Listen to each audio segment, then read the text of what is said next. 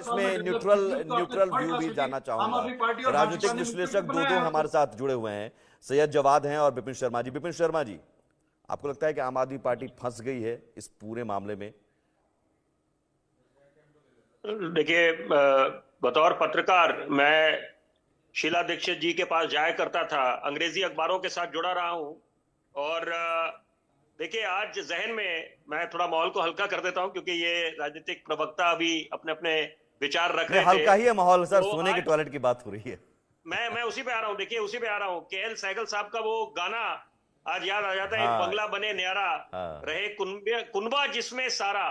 तो यहाँ पर ये नूरा कुश्ती, क्या इस दिन के लिए दिल्ली वासी, पत्रकार से पहले मैं एक दिल्ली का नागरिक हूं जी, बड़ा फक्र महसूस करता हूं और बड़े विश्वास जिम्मेदारी से एक बात बोलूंगा कि यहाँ पर दिल्ली वासियों ने वो दौर भी देखा था 1998 से लेकर 2013, जब विकास के कार्य होते थे। वहां पर भी गतिरोध होता था, राजनीति होती थी, वहां पर सरकार की खामियां उजागर करी जाती थी, लेकिन काम नहीं रुकते थे।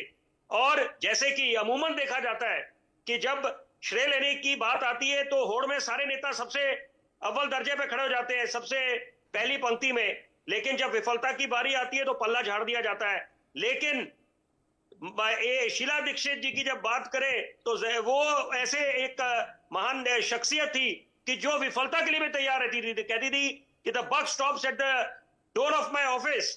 तो यहां पर ऐसे नेताओं की आवश्यकता है। ये जो नूरा कुश्ती चल रही है, ये हमारे नेता, ये राजनीतिक दल भूल जाते हैं कि इसमें पिस कौन रहा है, किसको नुकसान हो रहा है, दिल्ली वासियों को। क्या इस दिन के लिए अपने कंफर्ट जोन से वो निकलते हैं अपना बेशकीमती वोट डालने? चुनौतियां बेशुमार है।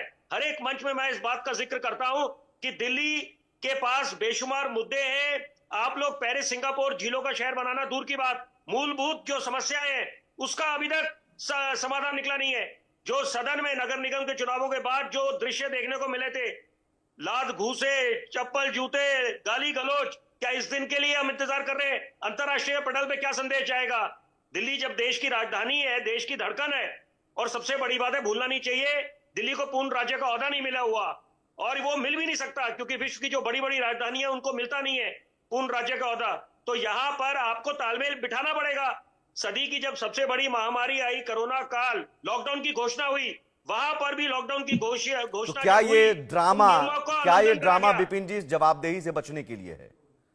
नहीं, अभी देखिए, मैं उस मुद्दे पे अगर मैं आप संक्षेप में अपने विचार रखूं तो यहाँ पर देखिए, यहाँ पर you can't clap with one hand, it takes two to tango.